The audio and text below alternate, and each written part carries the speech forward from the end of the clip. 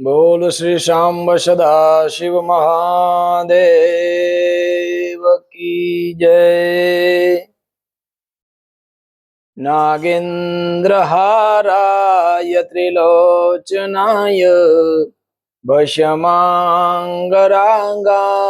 महेश्वराय नित्याय शुद्धाय दिगंबराय तस्मै नकाराय नमः शिवाय।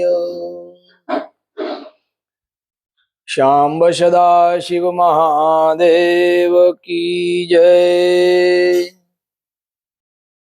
द्वादश ज्योतिर्लिंग ने याद करी लईए। सौराष्ट्रे सोमनाथं च श्रीशैले मल्लिकार्जुनम् उज्जैन्यां महाकालम् ओंकारं ममलेश्वरम् परल्या वैद्यनाथं च डाकिन्या भीमशङ्करम् सेतुबन्धे तु रामेशम् नागेशं द्वारकावने वाराणस्यां विश्वेशं त्र्यम्बकं गौतमी तटे हिमालये तु केदारं गुष्मेशं च शिवालये। एतानि ज्योतिर्लिङ्गानि सायं प्रातः पठेन् नरः सप्तजन्म कृतं पापं स्मरणेन विनश्यति।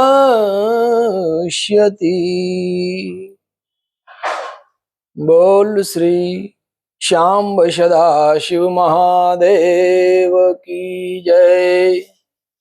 मारा वाला शिव भक्तो, आजे आपणे સાંભળવાના છીએ ભગવાન શ્રી ગજાનન ગણપતિ નો એવો અદ્ભુત પ્રસંગ જે માત્ર કથા નથી પરંતુ માતા પિતાની કર્તવ્ય નિષ્ઠતા, ભક્તિ, ક્રોધ, ક્ષમા અને ભગવાનના આશીર્વાદનો અદ્ભુત સંદેશ આપે છે। મારા વાલા શિવ ભક્તો, આપનું સ્વાગત છે આપણી પોતાની ધાર્મિક અને આધ્યાત્મિક ચેનલ પંડિત વિપુલ વ્લોગમાં। વાલા ભક્તો, આપણે જ્યારે કોઈ શુભ કાર્યની શરૂઆત કરીએ છીએ ત્યારે સૌથી પહેલા કોનું સ્મરણ કરીએ છીએ? ગણપતિનું, ગણેશજીનું। કારણ કે ગણપતિને વિઘ્નહર્તા, મંગલમૂર્તિ, ગણનાયક, ગજાનન, લંબોદર, એકદંત અને અગ્રપૂજ્ય કહેવાયા છે। પરંતુ શું તમે ક્યારેય વિચાર્યું છે કે જે ગણપતિ આજે દરેક શુભ કાર્યમાં સૌથી પહેલા પૂજાય છે તેઓ અગ્રપૂજ્ય કેમ બન્યા? તેમને હાથીનું મસ્તક શા માટે મળ્યું? ભગવાન શિવ જેવા મહાદેવ સાથે તેમનું યુદ્ધ શા માટે થયું? અને એવો કયો પ્રસંગ આવ્યો કે માતા પાર્વતીનો ક્રોધ સમગ્ર સૃષ્ટિ માટે ભયનું કારણ બની ગયો? ચાલો આજે આપણે આ સમગ્ર દિવ્ય પ્રસંગને ભક્તિપૂર્વક સમજીએ। એક વખત માતા પાર્વતીજી ભગવાન શિવજીની સાથે નિવાસ કરતા હતા। કૈલાશ પર ભગવાન શિવના ગણો, નંદી અને અનેક સ્વયં સેવકો હંમેશા ભગવાનની આજ્ઞામાં રહેવા। પરંતુ માતા પાર્વતીના મનમાં એક વિચાર આવ્યો। માતા વિચારવા લાગ્યા કે મારા પોતાના કોઈ એવો સેવક હોવો જોઈએ જે મારી આજ્ઞાનું સંપૂર્ણ પાલન કરે, હું જેને કહું તે જ કરે અને મારી આજ્ઞા વિના કોઈને મારા અંતઃપુરમાં પ્રવેશવા ન દે. માતાએ પોતાના દિવ્ય તેજ અને શરીરના મેલમાંથી એક સુંદર, તેજસ્વી અને અતિ બળવાન બાળકની રચના કરી છે. એ બાળક અત્યંત મનોહર હતો. માતાએ તેને જોયો, તેના હૃદયમાં માતૃત્વની લાગણી છલકાઈ. માતાએ કહ્યું, પુત્ર, તું મારો છે. બાળકે માતાના ચરણોમાં નમન કર્યું છે. માતા પાર્વતીએ તેને કહ્યું કે હે પુત્ર, આજથી તું મારા દ્વારનો રક્ષક છે. મારી આજ્ઞા વિના કોઈને અંદર આવવા દેતો નહીં. બાળકે માતાની આજ્ઞા માથે ચડાવી છે, હાથમાં દંડ લીધો છે અને દ્વાર ઉપર ઉભો રહી ગયો છે. તેને ખબર નહોતી કે થોડી વારમાં તેમની સામે ખુદ દેવાધિદેવ મહાદેવ આવવાના છે. થોડા સમય પછી ભગવાન શિવ કૈલાશ પર આવ્યા છે. શિવજી પોતાના નિવાસ તરફ આગળ વધ્યા છે, પરંતુ દ્વાર ઉપર એક અજાણ્યો બાળક ઊભો હતો. શિવજી આગળ વધ્યા, બાળકે તેમને રોક્યા. શિવજીએ કહ્યું, બાળક, હું અંદર જાઉં છું. બાળકે નમ્રતાથી કહ્યું, મહારાજ, મારી માતાની આજ્ઞા વિના કોઈ અંદર જઈ શકે નહીં. શિવજી તો આશ્ચર્ય પામ્યા. તેમણે કહ્યું, તું મને ઓળખતો નથી, હું આ ઘરનો સ્વામી છું. પરંતુ બાળક પોતાની ફરજમાં અડગ રહ્યો. તેણે કહ્યું, તમે કોઈ પણ હો, પરંતુ મારી માતાની આજ્ઞા મારા માટે સર્વોપરી છે. મિત્રો, અહીં કથામાં સુંદર આપણને એક સંદેશ મળે છે. સાચો સેવક એ નથી જે મુશ્કેલીમાં પોતાની ફરજ છોડી દે. સાચો સેવક એ છે જે મુશ્કેલી આવે ત્યારે પણ પોતાની જવાબદારી નિભાવે. ગણેશજીને ત્યારે ખબર નહોતી કે આ તો ખુદ મહાદેવ છે, પણ એમને એક વાતની ખબર હતી કે માતાએ મને જે આજ્ઞા આપી છે તેનું પાલન કરું. શિવજીના ગણોએ બાળકોને સમજાવવાનો પ્રયત્ન કર્યો છે. નંદીએ પણ તેમને સમજાવ્યા. દેવોએ કહ્યું કે બાળક, માર્ગમાંથી હટી જા. આ ભગવાન શિવ છે. પરંતુ ગણેશજી તો અડગ રહ્યા. તેમણે કહ્યું, મારા માટે મારી માતાની આજ્ઞા સર્વપ્રથમ છે. હવે તો વાત વધતી ગઈ. શિવજીના ગણો અને ગણેશજીની વચ્ચે સંઘર્ષ શરૂ થયો. ગણેશજી એકલા હતા, પરંતુ માતાના આશીર્વાદથી અદ્ભુત પરાક્રમી હતા. તેમણે શિવજીના અનેક ગણોને પરાજિત કરી દીધા છે. દેવતાઓ પણ આશ્ચર્યમાં પડી ગયા. બધાને લાગ્યું કે આ બાળક કોઈ સામાન્ય બાળક નથી. અને હવે ભગવાન શિવ અને ગણેશજી વચ્ચે સીધો સંઘર્ષ શરૂ થયો. એક તરફ હતા દેવોના દેવ મહાદેવ અને બીજી તરફ માતા પાર્વતીના આજ્ઞાકારી પુત્ર ગણપતિ. ભયાનક યુદ્ધ બન્યું છે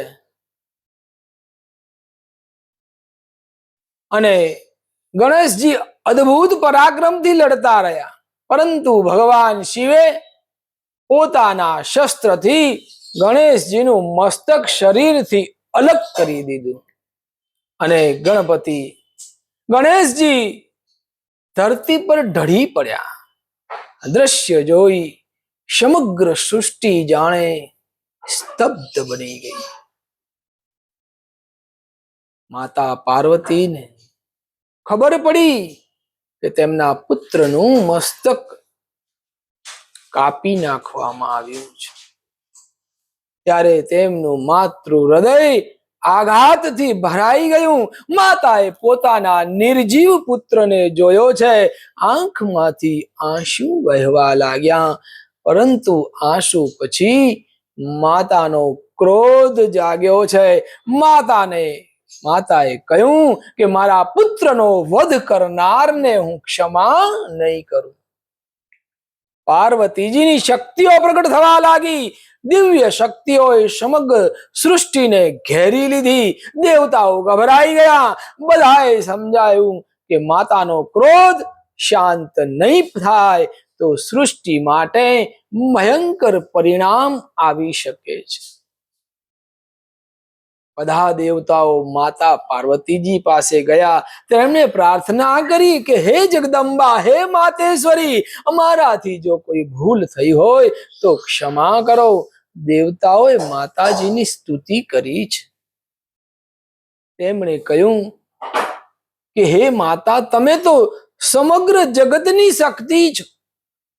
તમે જ સૃષ્ટિનું પાલન કરો છો.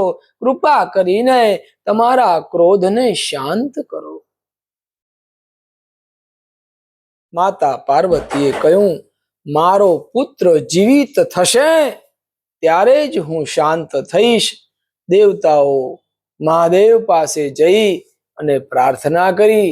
ભગવાન શિવે પાર્વતીજીને પ્રસન્ન કરવા માટે ગણેશજીને પુનઃ જીવિત કરવાનો સંકલ્પ કર્યો. શિવજીએ પોતાના ગણોને આજ્ઞા આપી છે, ઉત્તર દિશામાં જાઓ અને જે પ્રથમ જીવનું મસ્તક મળે તેને લઈ આવો. ગણો નીકળ્યા છે. એક ગજનું મસ્તક પ્રાપ્ત થયું. ભગવાન શિવ સમક્ષ તે મસ્તક લાવવામાં આવ્યું. મહાદેવે તે ગજ મસ્તક ગણેશજીના ધડ સાથે જોડ્યું અને પછી ભગવાન શિવે દિવ્ય શક્તિથી ગણેશજીને પુનર્જીવિત કર્યા. અને અચાનક ગણેશજીના શરીરમાં પ્રાણનો સંચાર થયો. આંખો ખોલી સમગ્ર દેવલોકમાં આનંદ છવાઈ ગયો. ભગવાન શિવે ગણેશજીને પોતાના હૃદયથી સ્વીકાર્યા. મહાદેવે કહ્યું કે હે પુત્ર, આજથી તું મારો પણ પુત્ર છે. માતા પાર્વતીનો ફરી આનંદ પાછો આવ્યો છે. માતા પોતાના પુત્રને હૃદયથી લગાવીને આશીર્વાદ આપવા લાગ્યા. ત્યારબાદ ભગવાન શિવે ગણેશજીને અદ્ભુત વરદાન આપ્યા છે. મહાદેવજીએ કહ્યું કે હે ગણેશ, તું દેવોમાં અગ્ર સ્થાન પ્રાપ્ત કરીશ. કોઈ પણ શુભ કાર્ય તારી પૂજા વિના નહીં થાય. સૌ પ્રથમ તારી પૂજા કરવામાં આવશે. તું વિઘ્નોનો નાશ કરનાર બનીશ. તું ભક્તોના મનોરથ પૂર્ણ કરીશ. અને આ રીતે ગણેશજી બન્યા અગ્ર પૂજ્ય. બોલ શ્રી ગજાનન ગણપતિ મહારાજ કી જય. વાલા શિવ ભક્તો, આજે પ્રશ્ન ખૂબ મહત્વનો છે. આપણે કોઈ પૂજા કરીએ, ગ્રહ પ્રવેશ કરીએ, લગ્ન હોય, યજ્ઞ હોય, હવન હોય, નવું ઘર હોય, નવો વ્યવસાય હોય, કોઈ પણ શુભ કાર્ય હોય તો સૌ પ્રથમ ગણેશજીનું સ્મરણ કરવામાં આવે છે. શા માટે? કારણ કે ગણેશજી વિઘ્ન હરતા છે. જ્યાં ગણેશજીનું સ્મરણ થાય ત્યાં ભક્તના માર્ગમાં આવતા વિઘ્ન દૂર થાય છે. એટલે આપણે કહીએ છીએ કે વક્રતુંડ મહાકાય સૂર્યકોટી સમપ્રભ નિર્વિઘ્નમ કુરુ મે દેવ શુભ કાર્યે સર્વદા. ગજાનનમ ભૂતગણાધિસેવિતં કપિત ચાંબુ ફલચારુભક્ષણમ ઉમાસુતમ શોક વિનાશકારકં નમામિ વિઘ્નેશ્વર પાદ પંકજં. કે હે ભગવાન ગણપતિ, તમારી કૃપાથી અમારા બધા શુભ કાર્ય નિર્વિઘ્ને પૂર્ણ થાય. આ કથા માત્ર સાંભળવા માટે નથી, જીવનમાં અનેક સંદેશ છુપાયેલા છે.